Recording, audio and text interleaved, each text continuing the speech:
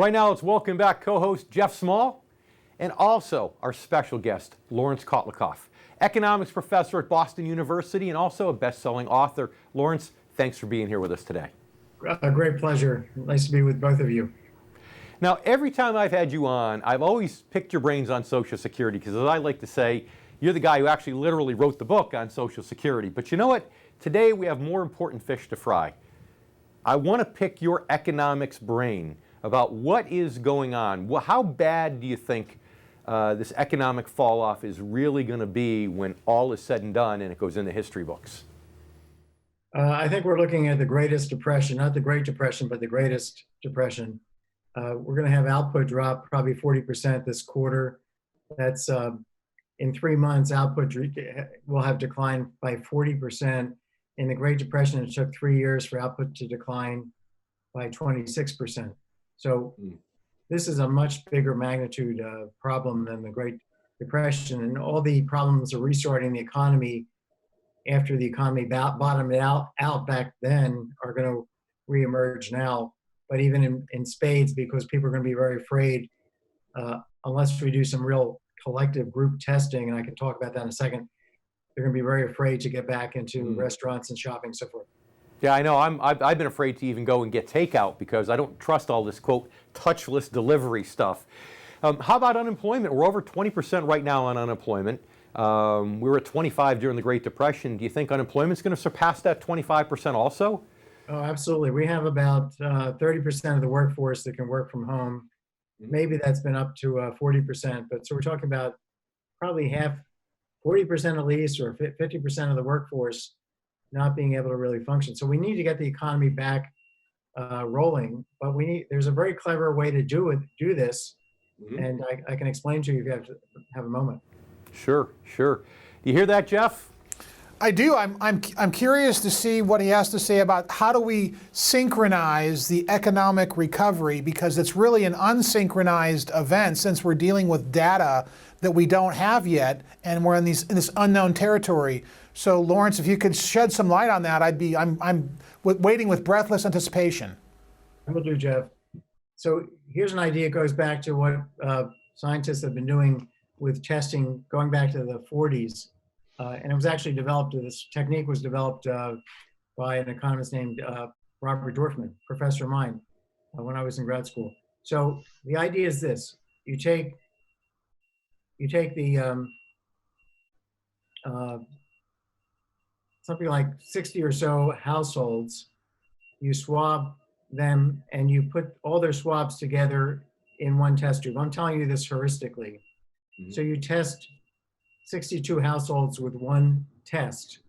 And if that test comes back negative, then you know that all 62 households, which might be 120 or so people, are negative, and you can give them a green wristband and send them back into the economy. They'll wear that band for the week.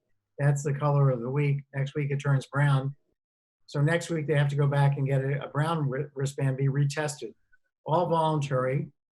And you economize dramatically on testing. And the way the protocol works is that when we're testing 62 households together, we're doing it in a very clever way so that we can actually identify which households are positive.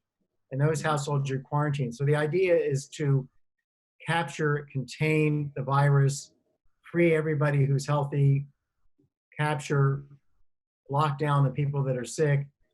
And now, over time, you basically will kill the virus. So go on to the offensive against the virus. This is called group testing, batch testing. It, again, started with Robert Dorfman in the 40s. They do it for blood banks all the time. This is nothing new. My brother's provost at Cornell did this group testing, PCR group testing, the swabbing. He was swabbing the noses of mice. And he group tested 40,000 mice. I think it took him 150 tests rather than 40,000 tests. So if we can get up from 2 million a week, where we currently are, to 6 million a week test, and we do this intelligently, not the way the people in the White House are conceiving it, or any of the governors, but actually intelligently, we can get everybody in the country tested every week and get this thing behind us in 4 weeks.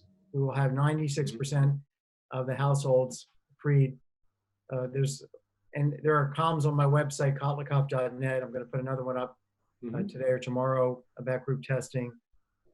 And this has been tested. The actual protocol has been tested, or the testing of groups has been tested in a very careful study in Israel. So I get the technology, Laurence, but 40 seconds left.